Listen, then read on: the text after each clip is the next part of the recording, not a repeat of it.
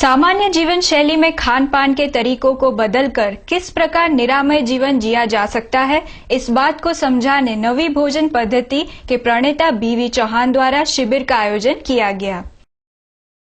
जीवन में हम जिस प्रकार का भोजन खाते हैं उसमें घी, तेल, चीज, बटर की मात्रा काफी होती है और गैस पर पकाया गया ये भोजन स्वास्थ्य संबंधी अनेकों समस्याएं खड़ी करता है और दवाइयों का अंबार लगा देता है। इस स्थिति से बचने अमरेली के बीवी चौहान ने 17 साल तक स्वयं पर प्रयोग करने के बाद विकसित की नई भोजन प्रथा। नवी भोजन प्रथा अपनाओ, दवा वगरनी दुनिया। बिना घी तेल की भोजन रेसिपी से तमाम दर्द तकलीफें दूर हो जाती हैं।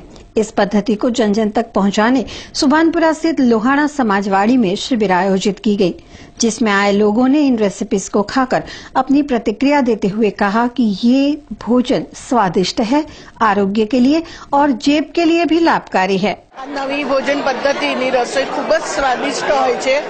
बधी ज वस्तु काची एमां बधुं बनावेलुं छे पण बहु टेस्टी अने सरस छे। આજના ભોજન ખાધા પછી તેવું લાગે 100% આપણે આ નવી ભોજન પદ્ધતિ અપનાવી જોઈએ।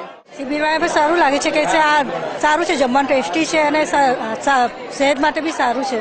એના લીધે આપણે આજની મોંઘવારીમાં ગેસના ભાવ વધતા જાય છે ત્યારે આ કાચું એ સાચુંની થિયરી સૌથી સારી છે। એમાં આરોગ્યને પણ ફાયદો છે, આરોગ્ય સુધરે છે, ગેસની બચત થાય છે, દવાઓના પૈસા બંધ થશે। એટલે લાંબા ગાળે શાકભાજી કાચું ખાવાથી તબિયત સારી રહે, આરોગ્ય સુધરે, જેથી ભવિષ્યમાં બીજા રોગો दूर થાય।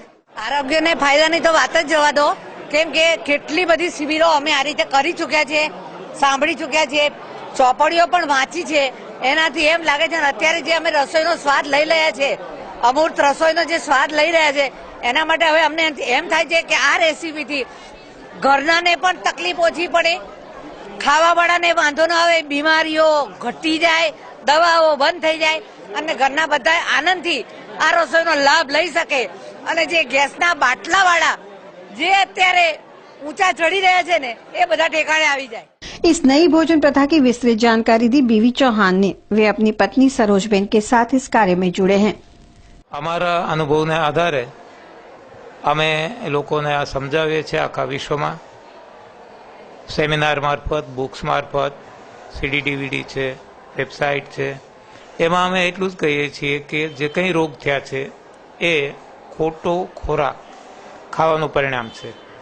ખોટો એટલે કે રાંધેલો, આગ ઉપર ચડી ગયો, એ ટોક્સિનયુક્ત ઝેરીલો બની જાય છે, વાત પિત્ત કફયુક્ત બની જાય છે। અને જે એનિમલ પ્રોડક્ટ છે એટલે કે માંસ, મચ્છી, ઈંડા છે, દૂધ અને દૂધમાંથી બનતી વસ્તુ, તો એ આપણા શરીરને અનુકૂળ નથી આવતું અને એને કારણે શારીરિક સમસ્યાઓ ઊભી થાય છે। પણ જે આજ સુધી આપણી ભૂલ થઈ છે, આપણે ખાધું છે, એના હિસાબે રોગ થયા છે, તો એ રોગ દૂર કરવા માટે એક સરળ ઇલાજ આયુર્વેદે એવું કીધું છે, લંઘનમ પરમ ઔષધમ, એટલે કે લાંઘણ કરીએ, ન ખાઈએ, ન પીએ, રોઝા, નિર્જળા ઉપવાસ, તો એનાથી શરીરની શુદ્ધિ થાય છે અને શરીર શુદ્ધિ થાય, નિર્મળ થાય, નિરોગી થઈ જાય।